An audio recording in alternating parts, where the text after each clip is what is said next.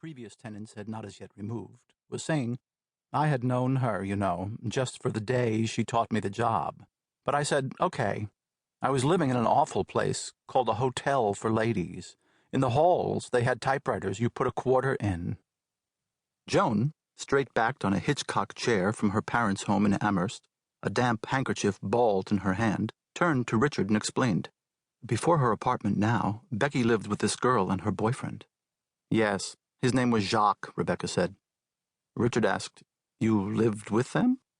The arch composure of his tone was left over from the mood aroused in him by his successful and, in the dim bedroom, somewhat poignant, as if he were with great tact delivering a disappointing message, disposal of their guest's coat. "Yes, and he insisted on having his name on the mailbox. He was terribly afraid of missing a letter. When my brother was in the Navy and came to see me and saw on the mailbox, with 3 parallel movements of her fingers, she set the names beneath one another, Georgine Clyde, Rebecca Kuhn, Jacques Zimmerman. He told me I had always been such a nice girl. Jacques wouldn't even move out so my brother would have a place to sleep. He had to sleep on the floor." She lowered her lids and looked in her purse for a cigarette. "Isn't that wonderful?" Joan said, her smile broadening helplessly as she realized what an inane thing it had been to say. Her cold worried Richard. It had lasted 7 days without improving. Her face was pale, mottled pink and yellow. This accentuated the Modiglianesque quality established by her oval blue eyes and her habit of sitting to her full height, her head quizzically tilted and her hands palm upward in her lap. Rebecca, too, was pale, but in the consistent way of a drawing. Perhaps the weight of her lids and a certain virtuosity about the mouth suggested it, by Da Vinci. "Who would like some sherry?" Richard asked in a deep voice from a standing position. "We have some hard stuff if you'd rather," Joan said to Rebecca.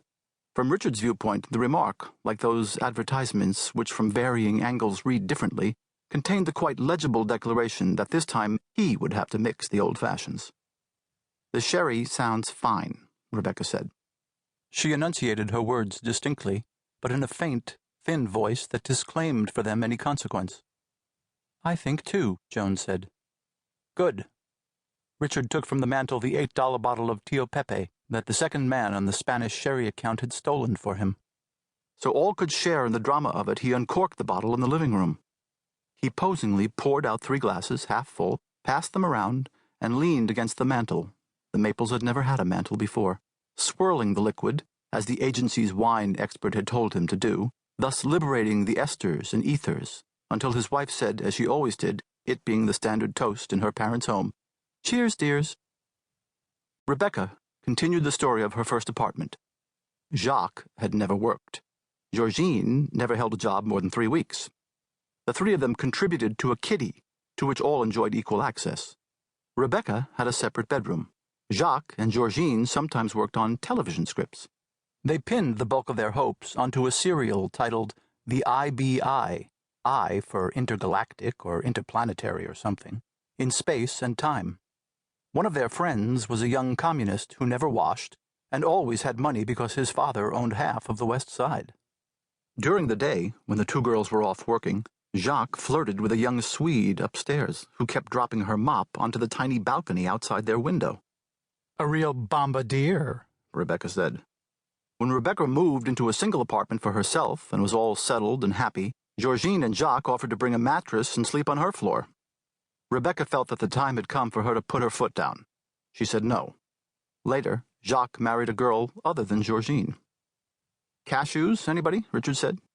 He had bought a can at the corner delicatessen, expressly for this visit, though if Rebecca had not been coming, he would have bought something else there on some other excuse, just for the pleasure of buying his first thing at the store where in the coming years he would purchase so much and become so familiar. "No, thank you," Rebecca said.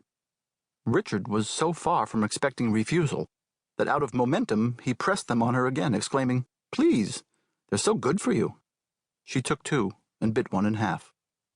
He offered the dish, a silver porringer given to the Maples as a wedding present, to his wife, who took a greedy handful of cashews and looked so pale and mottled that he asked, "How do you feel?"